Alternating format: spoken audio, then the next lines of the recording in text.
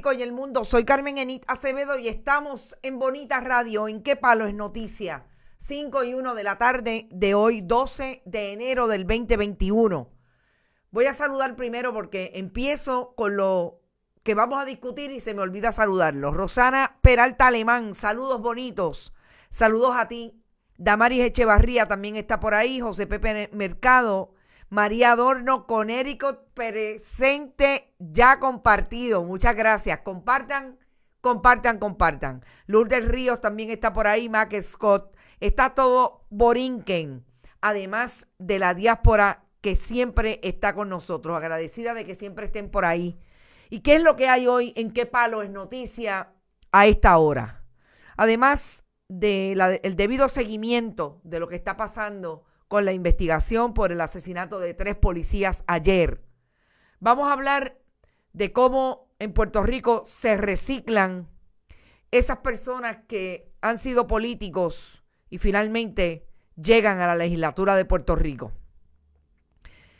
Y digo que se reciclan porque parece que no hay, con tanto desempleo que hay en Puerto Rico, el ex convicto o el convicto por cargos de corrupción en la legislatura de Puerto Rico, Fernando Tono Florenzán, aquel legislador representante que llevó un pleito en el 1980 porque no había cumplido la edad requerida, supuestamente según la Constitución, para integrar ese cuerpo, fue contratado hoy por el portavoz de la mayoría en el Senado, Javier Aponte Dalmau, para ser su director ejecutivo. Y de eso vamos a hablar entre Fernando Tono Florenzán y Javier Aponte Dalmau, hijo del fenecido alcalde de Carolina, José Aponte de la Torre. Importante que hablemos de un tema. Hasta el momento, cierto, también es importante que hablemos de que el Supremo le dio una victoria a Edgardo, el candidato de Guánica, por nominación directa. Así que va a ser súper importante que también hablemos de esto.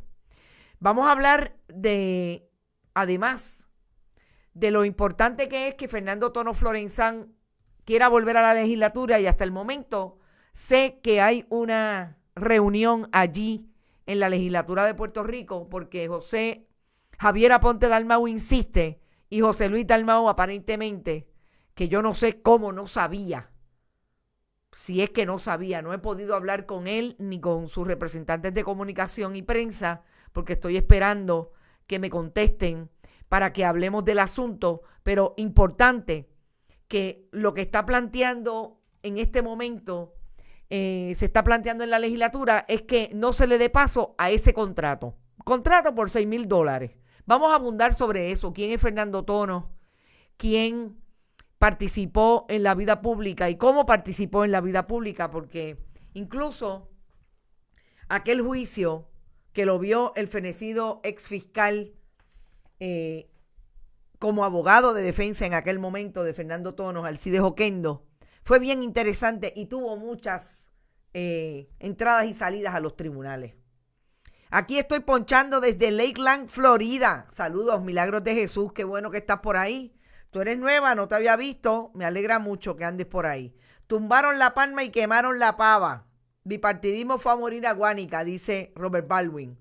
Eso está interesante y déjenme buscar la decisión porque hasta hace 5 minutos no me había llegado. Yo creo que es importante. En lo que busco la decisión, puedo seguir comentando que lo más importante, además del proyecto que estamos gestando y que todos los días estudiamos para ustedes, Bonita Radio recibe donativos a través de bonitasradio.net, que también pueden hacerlo a través de la Fundación Periodismo Siglo XXI, esa fundación que hemos creado precisamente para que podamos buscar dinero. Y hoy tuve una buena noticia. Termino diciendo buscar dinero hasta debajo de las piedras. Y es que pudimos seguir dirigiendo nuestro proceso a que que la Fundación Periodismo Siglo XXI tenga todas las debidas certificaciones, y ya hoy conseguimos la última, para seguir proponiendo hacer propuestas para conseguir dinero y poder gestar el periodismo que queremos estar desde aquí, desde Bonita Radio, porque la Fundación Periodismo Siglo XXI, a la que usted puede donar a través de su ATH móvil, será el organismo que se encargue de producir los contenidos multimedios y de investigación que reproduzca Bonita Radio. Y no puedo olvidar a nuestros auspiciadores, que son nada más y nada menos que Vega Alta Coop, de tu lado siempre, y la cooperativa de Vega Alta, además de, como siempre, nuestros queridos amigos de Buen Vecino Café. Vamos a empezar quizás por lo que acaba de resolver el Tribunal Supremo, y es que ustedes saben que la opinión del Tribunal Supremo iba dirigida a ese pleito que llevó el candidato del Partido Popular, que de hecho juramentó ayer, Ismael Titi Rodríguez Ramos, contra lo que a todas luces era la intención que tenía el elector en el caso de Guánica de votar por un candidato por nominación directa, Edgardo Cruz. Básicamente, lo que le pide Titi Rodríguez, que se supone que iba a tener por lo menos 52 votos de ventaja sobre el incumbente de Guánica. Le pedía Titi Rodríguez que al Tribunal Supremo que no contara o que dejara sin efecto el voto de aquellas personas que no hicieron la cruz en los encasillados en esa nominación directa. Adjudicar las papeletas que no incluyeron el nombre completo igualmente. Recordemos la conversación con el portavoz comisionado electoral del Partido Independentista Puertorriqueño, Roberto Iván Aponte, sobre estos términos. Hay gente que puso Edgar, Egui, como le decían, etcétera. El Tribunal Supremo, en una orden, en una resolución y sentencia que incluye por lo menos 95 páginas, pero hay definitivamente, estoy mirándola ahora mismo hablando con ustedes, lo que quiero es ir específicamente a lo que dice. Son 95 páginas y sí, aparentemente hay otras opiniones, además de la mayoritaria que está escrita por el juez Eric Kolthoff. Plantea que lo realmente fundamental es la intención del lector. Y en efecto, la opinión mayoritaria que fue escrita por Eric Kolthoff está confirmando las sentencias y plantea además: en tercer lugar, y como hemos señalado en el pasado, no hay expresión más clara que la de escribir el nombre de una persona en la papeleta. Fíjense lo importante que es, lo medular que se supone que se salvaguarda en la Constitución, que es la intención del elector. ¿Y cuál fue? En este caso, escribir el nombre del nominado en la papeleta municipal debe ser de criterio suficiente para expresar de forma inequívoca la intención de votar por esa persona.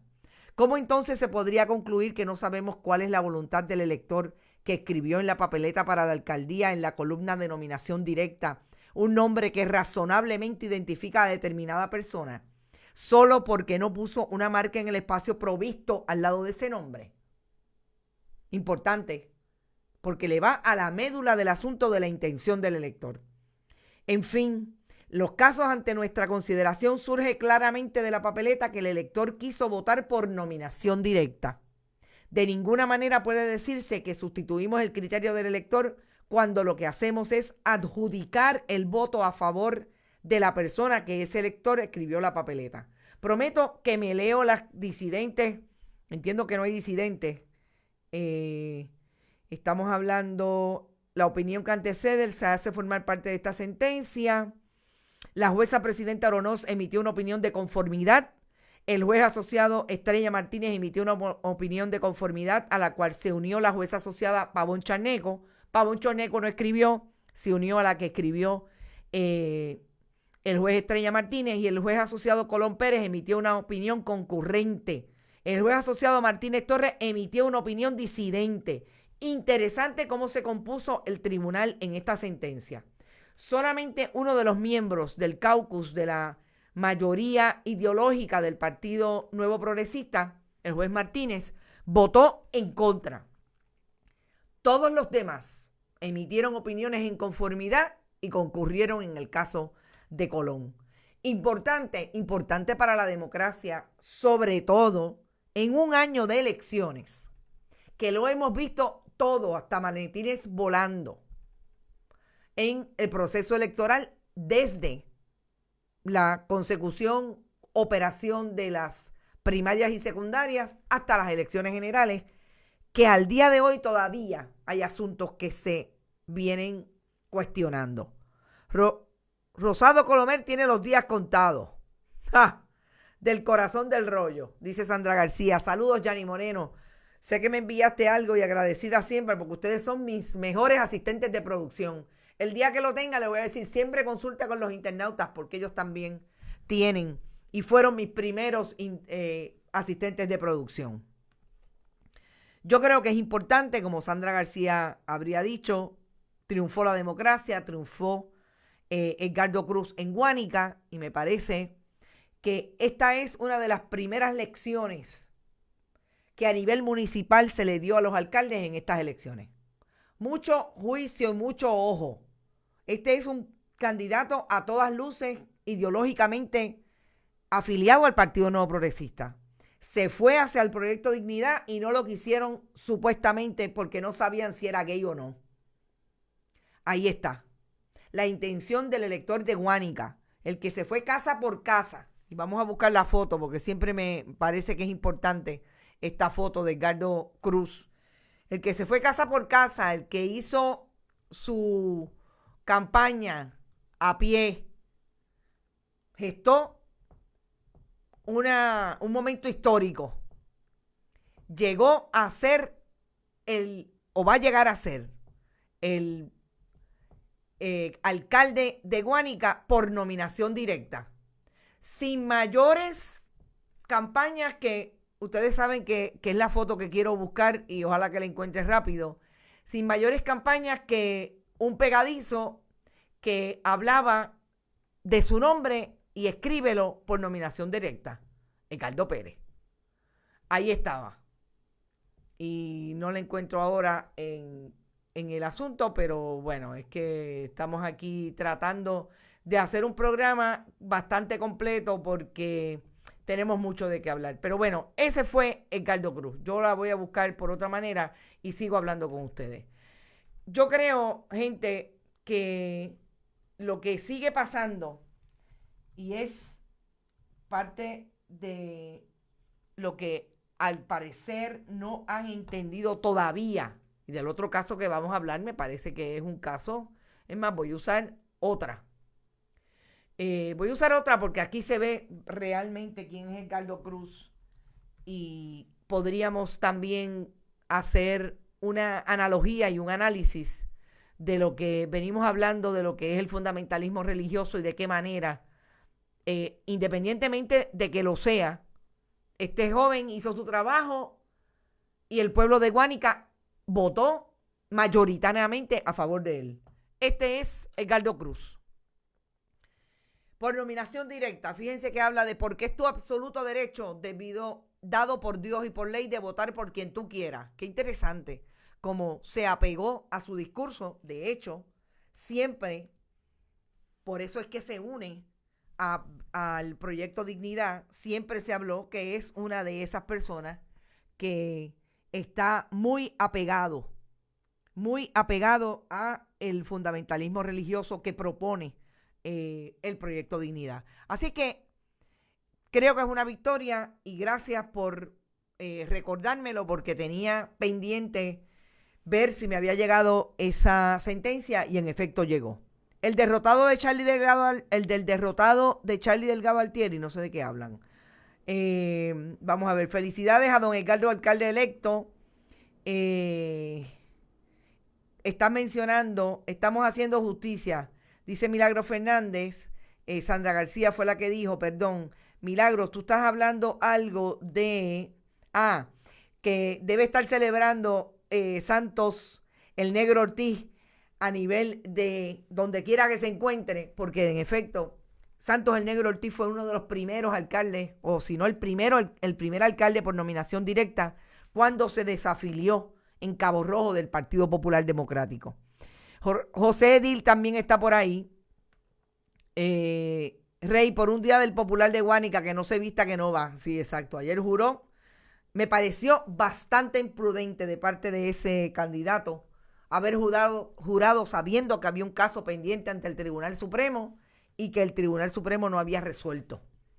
Eso también dice mucho de quién es ese candidato. Y entonces, vamos al seguimiento antes de entrar en el famoso caso de José Luis Dalmau, presidente del Senado, y la papa caliente que tiene ahora en términos de lo que podría ser su primera decisión en favor o en contra de un contrato que se le ha dado a Fernando Tono Florenzán. Antes de eso, vamos a lo que ha pasado en el caso de los policías.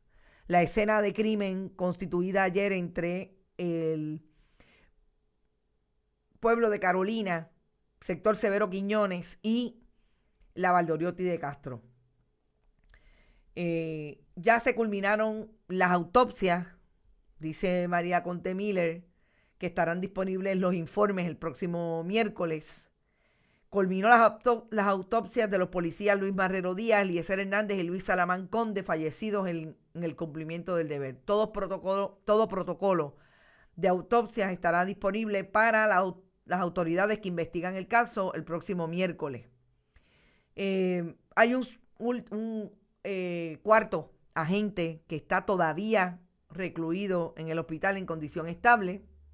El Departamento de Justicia asignó Domingo Emanuel y también se está probando en estos días con un primer caso de alta opinión pública. Asignó a 7 fiscales.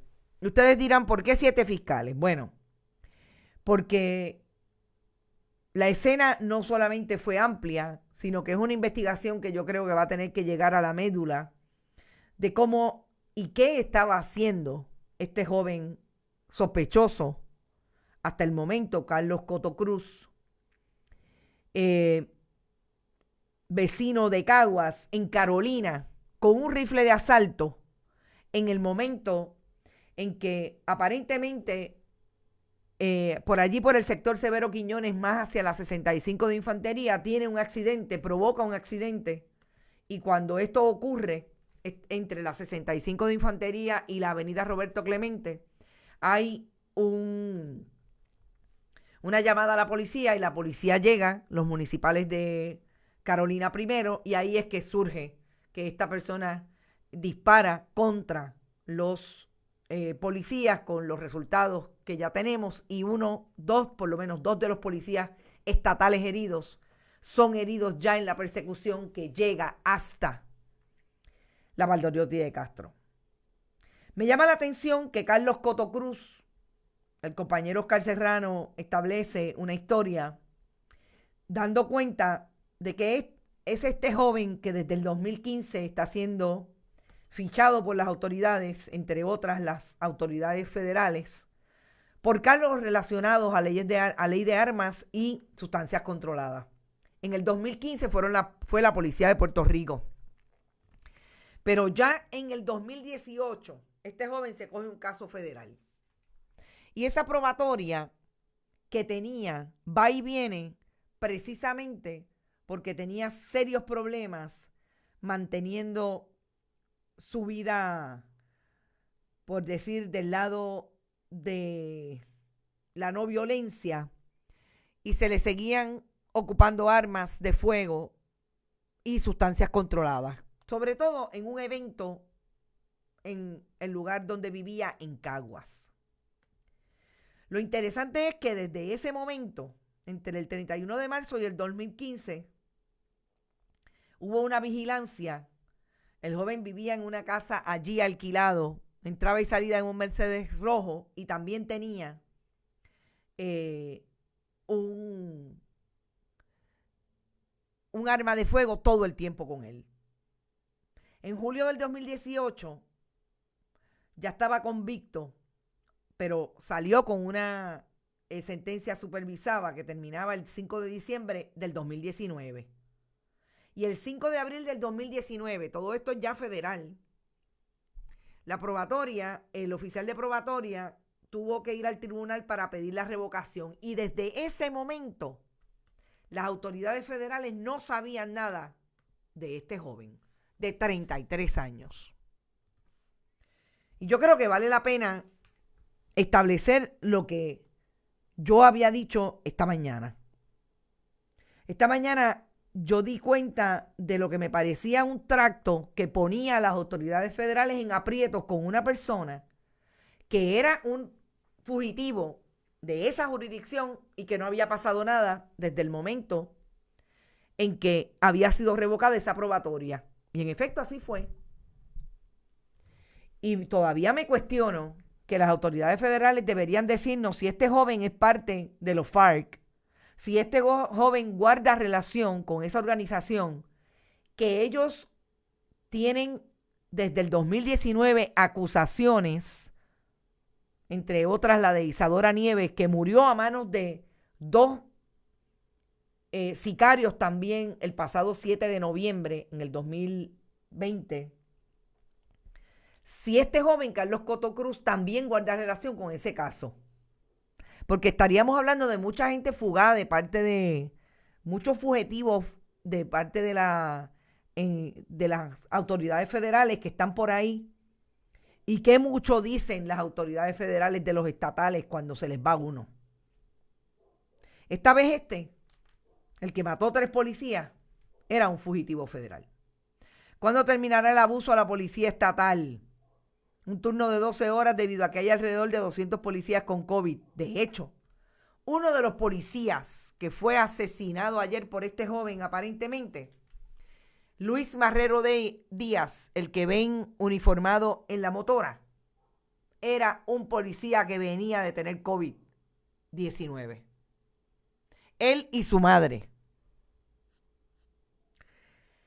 Así es que definitivamente vamos a seguir pendientes a ver qué va a hacer las autoridades federales, a ver qué van a hacer las autoridades estatales con este caso.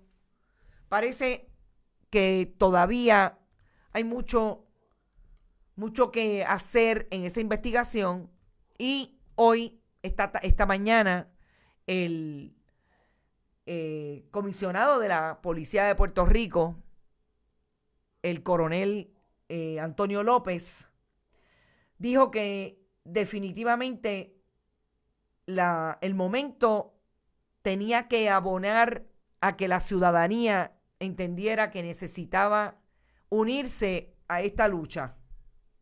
Me parece que lo que faltó, y estaba muy emocionado, fue una conferencia de prensa donde este coronel lloró. Habló de lo que para él significa la pérdida de 3 miembros de la fuerza. Y me parece que lo más importante que no dijo en ese discurso fue cómo el gobierno no tiene un proyecto que vaya a la médula de la crisis de violencia que vivimos en Puerto Rico. Y me llamó la atención que uno de los, el titular de la historia de Oscar decía algo así que tenía mecha corta.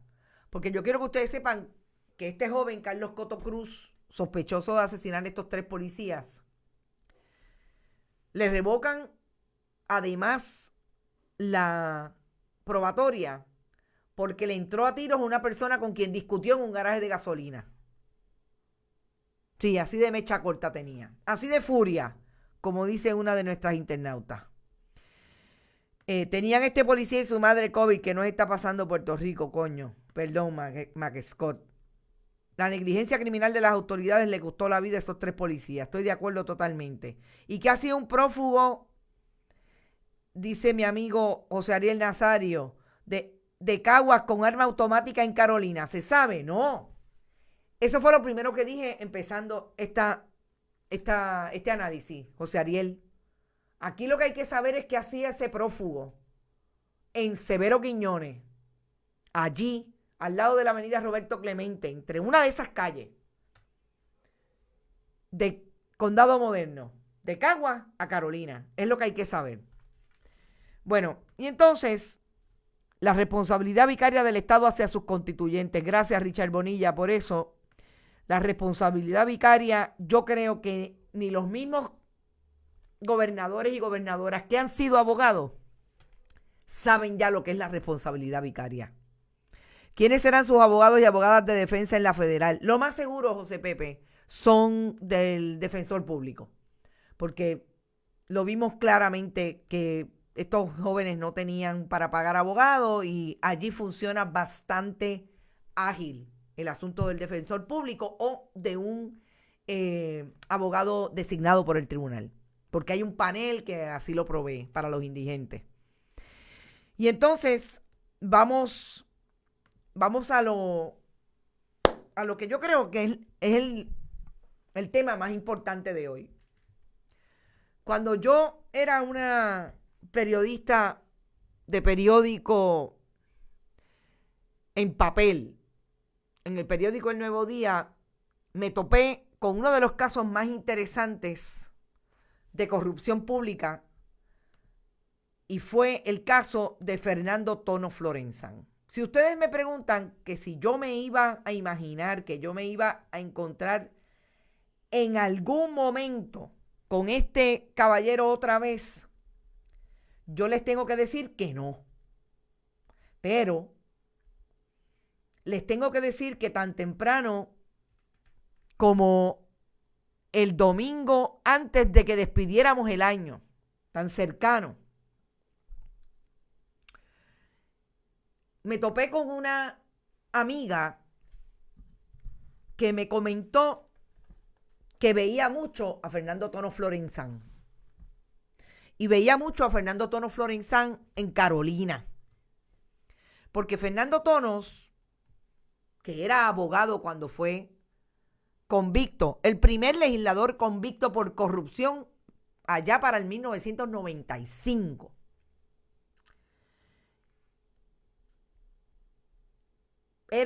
Tenía una oficina de abogado en la avenida Roberto Clemente.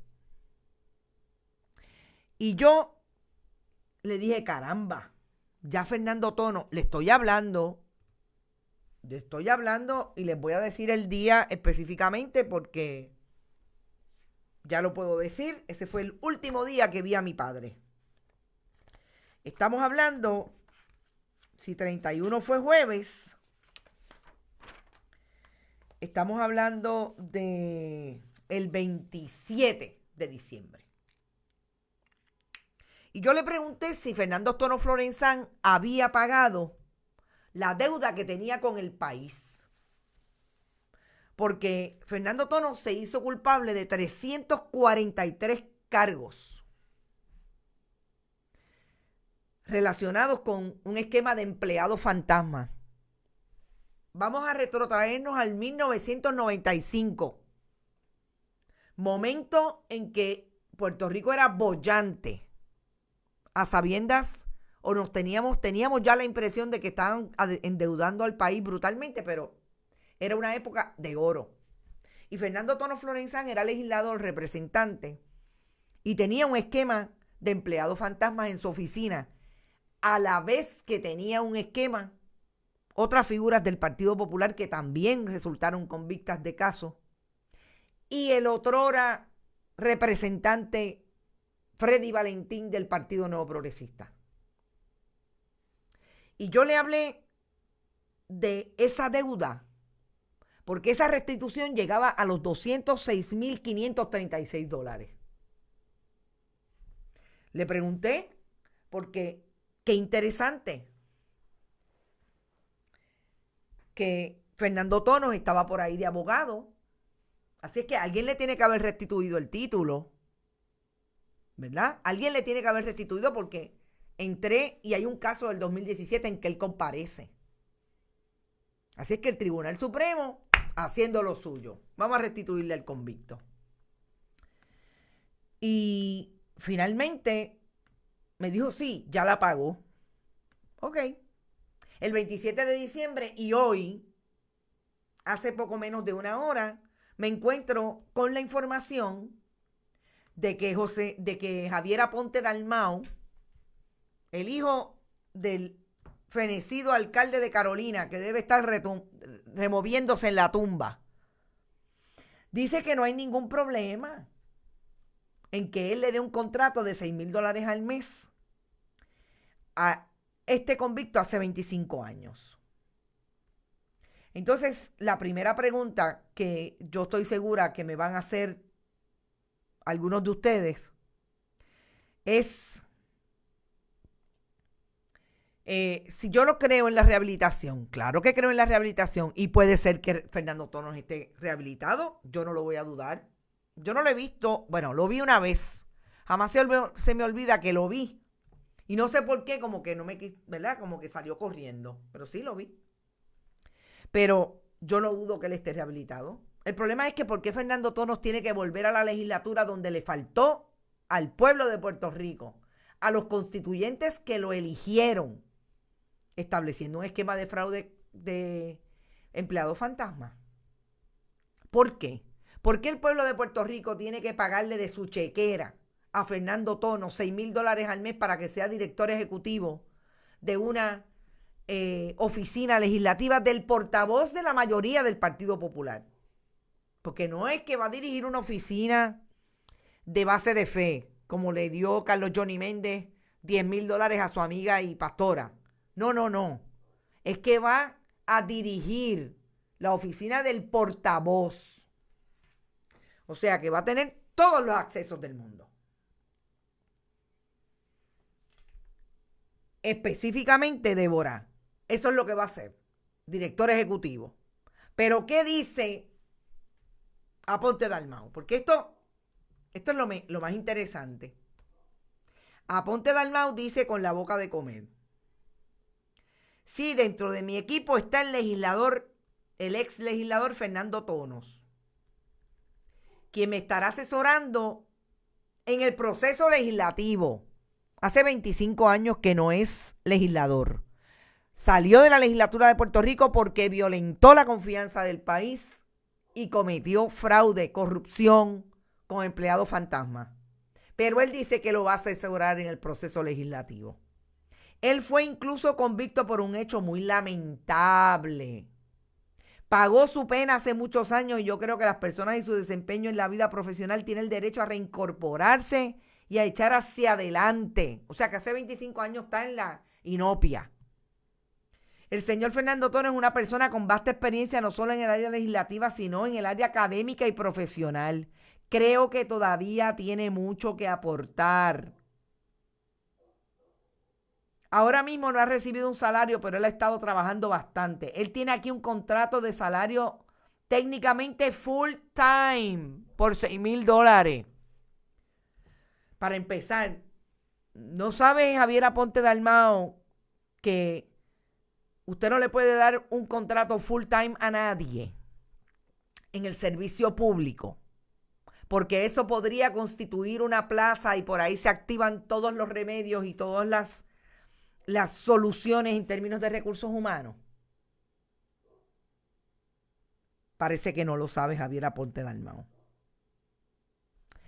Entonces sigue diciendo, porque no se acaba ahí: el regreso mío, no, este es Fernando Tonos, porque la colega el vocero lo entrevistó. El regreso mío al Capitolio después de 25 años de haber salido de aquí se debe primero a las circunstancias particulares de la relación que tengo con la familia Aponte de muchos años. He ayudado a Javier cuando fue legislador en la Cámara y nunca he recibido ningún tipo de beneficio económico. Es decir, que Fernando Tonos Florizán está pasando el cepillo. No, a mí no me pagaste antes, yo te ayudé bastante. Ahora dame $6,000 al mes. He ayudado a Javier cuando fue legislador en la Cámara y nunca he recibido tipo de beneficio económico. A la par me he dedicado a trabajar en mi oficina, que todo es con la empresa privada. ¿Es verdad? Mentira. tuvo un contrato, aparentemente alquilándole algún inmueble a el gobierno de Puerto Rico, porque así lo establece de 2012 al 2013 la oficina del Contralor. Entonces quiere decir que nosotros ahora le tenemos que pagar $6,000 porque él no cobró antes y porque en 25 años él ha estado libre de polvo y paja. Él dice que está totalmente rehabilitado. No lo dudamos, Fernando Tono. Me cuestiono. Realmente, por esto fue que votó el pueblo de Puerto Rico. A mí me encantaría preguntarle uno a uno a los que votaron por Javier Aponte Dalmau para el Senado. Por esto fue que votaron para que él contratara a Fernando Tono, que le tuvo que restituir al pueblo $206,000 porque se los robó cuando tenía empleados fantasmas en la legislatura de Puerto Rico. A la vez que estaba Freddy Valentín, a la vez que estaba el ex vicepresidente del Senado de Mayagüez, que ahora mismo no recuerdo el nombre, que también fue convicto por empleados fantasmas, al igual que tenía Bobby Resach Benítez, que Dios lo tenga donde no se moje, a la monja también de empleada fantasma, porque en aquel momento era una jauja como lo es ahora. Como lo es ahora.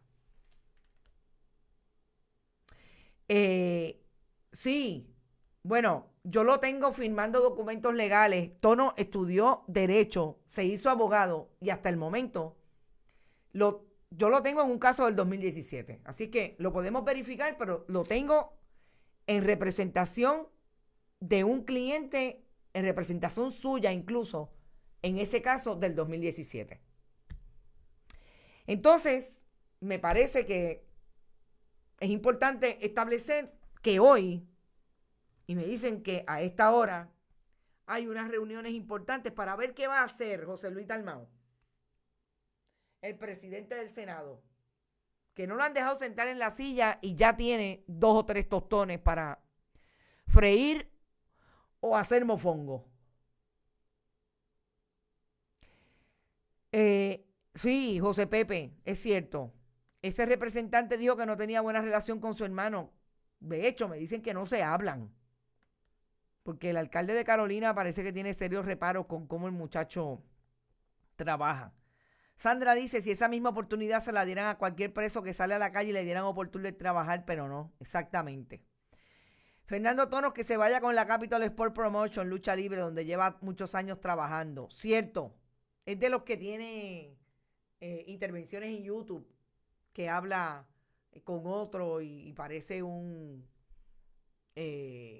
luchador hablando, etcétera, que montan los chouchitos. Juan Carlos Olmeda dice que tremendo bollete y pico. Yo creo que hoy José Luis Dalmau, si no lo sabía, hay que ver cómo, a qué llega esto de ese contrato. Me parece que si no lo sabía, pues es interesante, ¿verdad? Porque a mí me dicen que uno de los problemas que tiene Javier Aponte Dalmau es que él piensa que sabe todo, que de hecho que me dicen que tiene pocas luces y que no comparte y no le pide cuentas a nadie.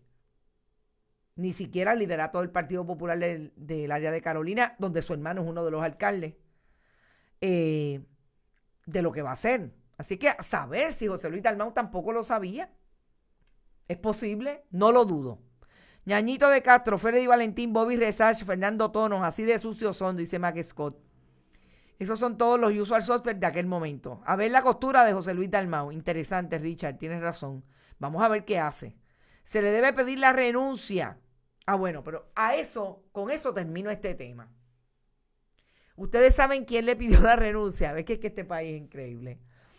La renuncia se la pide la Organización de la Juventud Progresista. Hay que tener fanducas, como diría mi abuela, alias Reyes Vázquez. ¿Cómo es posible que los PNP se atrevan a pedirle a un presidente del Senado Popular que haga lo que nunca le pidieron a Tomás Rivera Schatz que hiciera? ¿Cómo es posible? Porque esos muchachos de de la Juventud Progresista, que creo que la presidenta es de alias Queca, lo pone así mismo, Queca. Queca parece que quiere ser política. ¿Cómo es posible que Queca no sepa que ellos han tenido no solamente convictos trabajando en el gobierno de Puerto Rico, entre ellos en la legislatura, personas como Jorge Santini, que han sido investigados tantas veces por el gobierno de Estados Unidos y por el gobierno de Puerto Rico, que lo único que le han podido hasta ahora llegar a feliz término o a un último término es la querella ética con relación a lo que hizo en el huracán María, que trabajaba doble. Facturaba aquí en el Senado y facturaba a la Guardia Nacional. ¿Cómo es posible que no sepan que uno de los alcaldes que dejó quebrado por completo el pueblo de Toa Baja, Aníbal Vega Borges, tenía un contrato hasta diciembre 31 de $5,000 con el Senado de Puerto Rico? Bendito. Primero, recuerden una cosa, ustedes son jóvenes, Queca, tú eres joven. Date cuenta que ahora hay muchas redes. Ahora todo el mundo se informa de alguna manera. Los que no lo dicen, pero como Bonita Radio vemos muchos medios alternativos que estamos haciendo lo que tenemos que hacer, que es diciéndole al país y dejándolo en claro en todas las redes, con evidencia de lo que estamos hablando. Creo que es importante que se miren primero antes de ir a tirarle al otro. Y no estamos diciendo que el otro es responsable.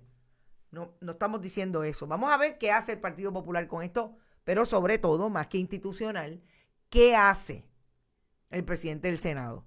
A esa juventud le lavaron la cara con orín por la palabra bochorno, no está en su diccionario, dice Adalberto. Adalberto, saludos, hace días que no te veía. Esa relación dará de hablar, espéralo. Es que no lo respetan en el PNP. Hay que ver, realmente sí.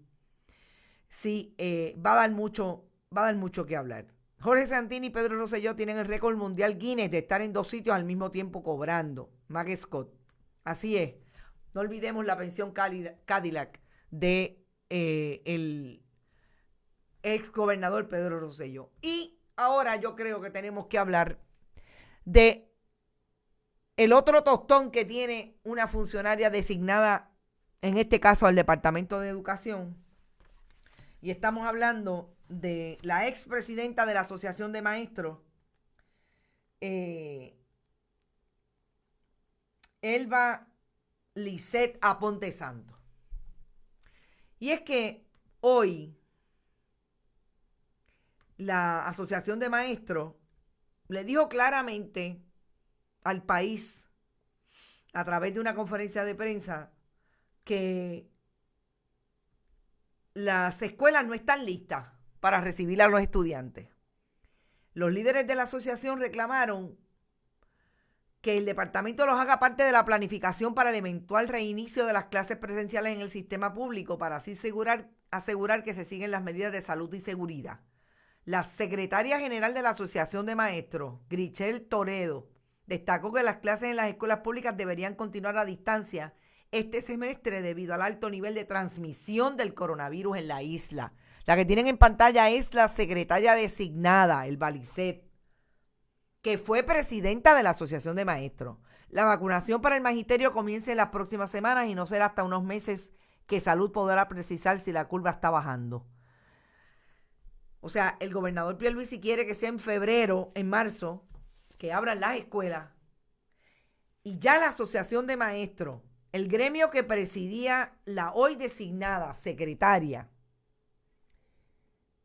le está diciendo a Pedro Pierluisi y a su secretaria designada, las escuelas no están listas.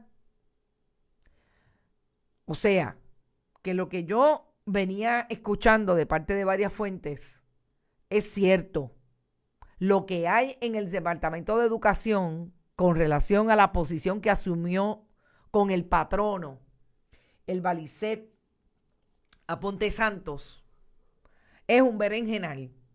Y muchos dicen que lo que va a ocurrir es que la Asociación de Maestros va a perder la representación sindical y la va a ganar la Federación de Maestros una vez más.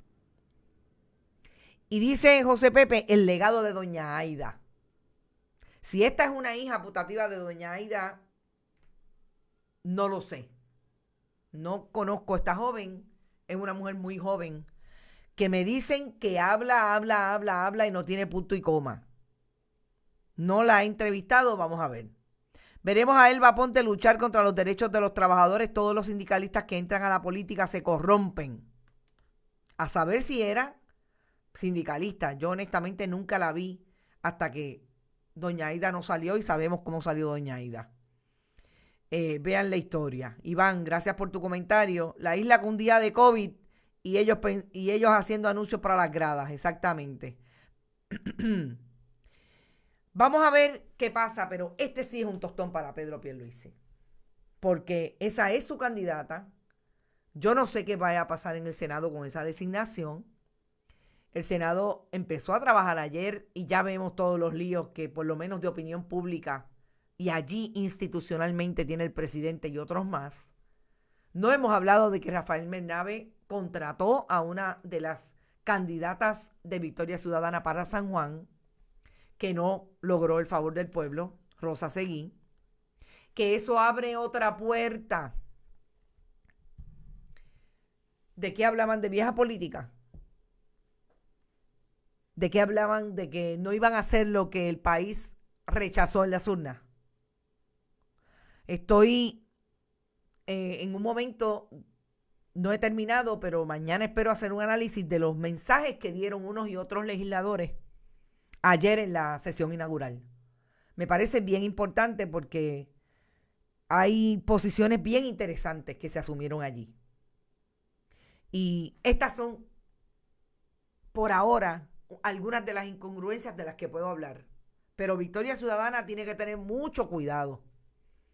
Tiene que tener mucho cuidado con las justificaciones porque ellos hablaron que la vieja política contrataba a los viejos políticos o a los políticos derrotados.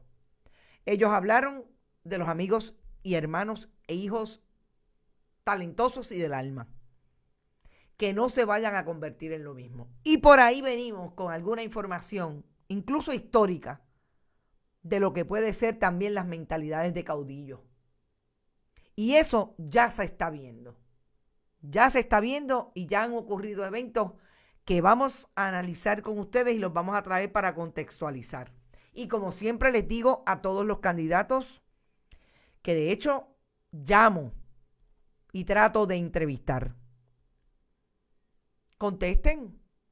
Ustedes no dicen que ustedes van de frente con el país. Pues de frente con el país es hablar con los periodistas. Contesten a los periodistas cuando los llamamos. Sí lo es. Los dos son clones de doña Aida. Ella y la señora Toledo querían que los maestros dijéramos si el plan de retiro 1.8 que la asociación negoció con la Junta. ¡Wow! Ok, o sea, ya estamos hablando. El DE es una agencia ingobernable. Las fincas políticas tienen más fuerzas que un secretario. Esta mañana estuve hablando con una persona a quien conozco y respeto mucho, que habla, que ha formado su vida alrededor de los recursos humanos. Y estábamos hablando de una investigación y de unas entrevistas que voy a hacer y que estoy en camino a realizar y a producir, que tienen que ver con el estado de situación de los municipios en Puerto Rico. Y precisamente estábamos hablando de los estudios que la Junta de Control Fiscal alega que está haciendo para tratar de manejar todo lo que resulta en gastos innecesarios en el gobierno de Puerto Rico. Y que uno de los hallazgos de la Junta, a través de unos consultores que tiene, es establecer que en Puerto Rico el discrimen se da desde el reclutamiento en el gobierno. Bendito, si nos hubieran preguntado a nosotros, se lo hubiéramos dicho y no tenían que gastar chavos en los asesores y consultores. Se lo hubiéramos dicho. Y eso es bien importante y bien interesante a la luz de todo lo que vamos a ver en este cuatrienio. Y fíjense que estamos hablando de discrimen y estamos hablando, el antecedente a esta conversación es todo lo que está ocurriendo con Fernando Tono Florenzán en la legislatura. Y es importante como dice Milagro Fernández, hablan de frente a la cámara y de espaldas a la verdad.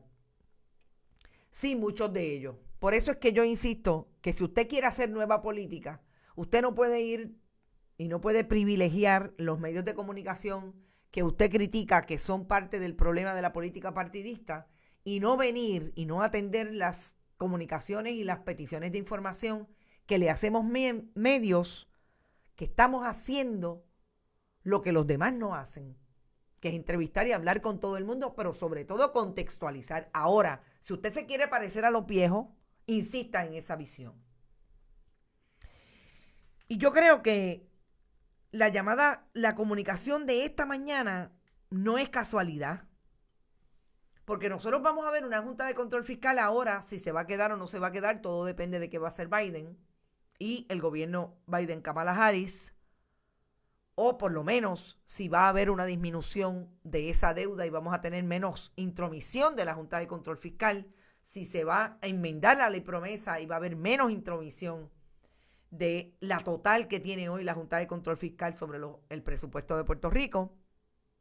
En lo que eso ocurre, usted va a ver cómo este gobierno desde el Ejecutivo va a tratar de paliar una crisis o va, que no hemos hablado de eso, a mantener las figuras como es Caridad Pierluisi en la Fortaleza de Puerto Rico,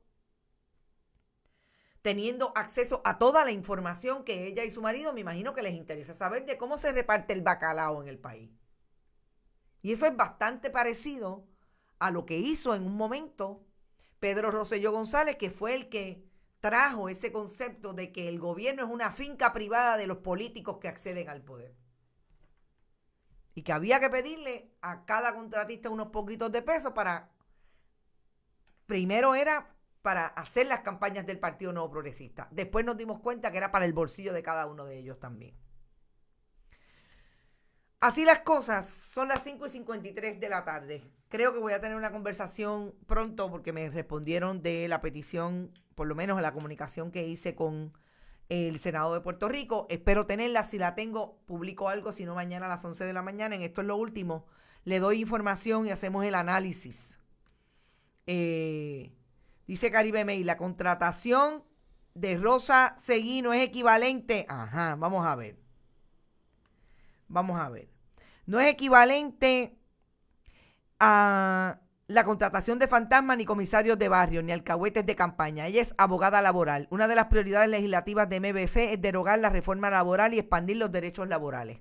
El problema es la contratación de gente que no está capacitada para apoyar el trabajo legislativo y los escandalosos salarios que no parean la experiencia ni el peritaje. Hay que ir al fino. Caribe May, estoy totalmente en desacuerdo contigo. Yo creo que Rosa Seguí tiene mucho talento, creo en su capacidad. Pero si tú me traes ese argumento, se parece demasiado al que trae Tomás Rivera Chats, Ricardo Rosselló Nevares, cuando contratan a gente que han perdido y que tienen capacidad de igual porque han sido asesores legislativos. No, yo creo que hay que tener mucho cuidado y hay que distanciarse, porque si no se convierte en lo mismo. Yo te hago una pregunta. ¿Vamos a ver a Manuel Natal y Alexandra Lúgaro también en contratos con el gobierno de Puerto Rico? ¿Con la legislatura de Puerto Rico? ¿O esos son diferentes igual? ¿Por qué estos son diferentes y aquellos son igual de malos? Sí, sabemos de muchos comisarios de barrio, sabemos de muchos que no tenían la capacidad, pero caramba, yo creo que hay que poner la acción donde se pone la palabra. Y créeme, estoy totalmente de acuerdo porque la conozco, porque sé de su trabajo, porque sé de su experiencia profesional, pero yo creo que demasiado rápido llegaron a hacer algo de lo que criticaron y se hartaron, como dirían el country, hartaron con R, unos con L y la palabra correcta, se jactaron, diciendo que eso eran espacios de la vieja política. Y si queremos hablar de lo que sé que han hecho, que son actuaciones de la vieja política, de eso voy a hablar tan pronto tenga la información documentada en mi mano. Pero sí, yo difiero totalmente de tu posición y la respeto, y sabes que aquí siempre hablamos de frente sin ningún problema. Hay que ser consistentes. Si hacen lo mismo, son lo mismo. Tanto que criticaron los de MBC, dice Madeline Rivera. Así es que ya nos tenemos que ir, son las 5:56, ustedes no me dicen nada. Nosotros estamos haciendo lo que queremos hacer. Y gracias, Caribe May, sabes que aprecio mucho siempre el respeto y la posición de apoyo que siempre has tenido para este proyecto. Es mutuo, definitivamente. Es parte de lo que nos hace grandes a ustedes y a este proyecto y a todos los que trabajamos aquí. Que podemos conversar, que podemos diferir y que nunca me ha faltado de parte de ustedes esa capacidad de escucharnos, de conversar. Esta mañana tuve que decirle a los amigos de YouTube que me estaban reproduciendo mensajes en el análisis que estábamos haciendo de todo lo que está ocurriendo en el caso de los policías, que si a veces me sienten un poco fuerte, molesta, hay casos que me indignan. Y realmente también es que yo tengo, además de que hablo con las manos, como mi querida abuela Rita Ramos, también es indignación muchas veces la que me bota, ¿no? La que voto, hablando a veces y trayendo información para ustedes. Pero con el respeto de siempre, veamos si podemos ver las diferencias. Caribe, las podemos ver, pero finalmente son contratos con la chequera del pueblo de Puerto Rico y hay que tener mucho cuidado de cómo traer los argumentos. ¿Y sabes qué? Quizás es que se mandaron con muchas posiciones antes. Yo creo que hay mucho de eso, pero podemos seguir y podemos hablar del tema muchas veces. De hecho, dile a los lideratos de Victoria Ciudadana, Manuel Natal y Alexandra Lugaro, que cuando quieran aquí podemos hablar de frente y sin ningún problema. Me voy. Éxito. Recuerden, no me voy sin decirles que recuerden que vayan y siempre patrocinen a estos auspiciadores de Bonita Radio, como Buen Vecino Café, la cooperativa de Vega Alta y la cooperativa de Abraham Rosa en Bayamón y Toa Baja. También estamos y pueden aportar a nuestro proyecto a través de la Fundación Periodismo Siglo XXI, yendo a su ATH móvil y allí buscando en negocios la Fundación Periodismo 21. Exactamente, estamos como siempre también recibiendo donativos a través de bonitasradio.net en PayPal y tarjetas de crédito. Ya les dije que también en ATH móvil a través de la Fundación Periodismo 21 y cheques o giros postales a Fundación Periodismo Siglo XXI, PMB 284, PO Box 19400, San Juan, Puerto Rico 00919-4000. No se olviden que es bien importante que vayan a todas nuestras redes, hagan like, síganos, estén bien pendientes y como siempre, recuerden, mucho respeto para la diversidad de asuntos, más que de asuntos, de posiciones, de análisis que tenemos en relación a los diferentes temas. Eso nos acompañará siempre aquí en Bonita Radio y es un compromiso con nuestros internautas. Éxito y nos vemos mañana a las 11 de la mañana en Esto es lo Último, junto con la gente de la red informativa. Hasta entonces, cuídense mucho.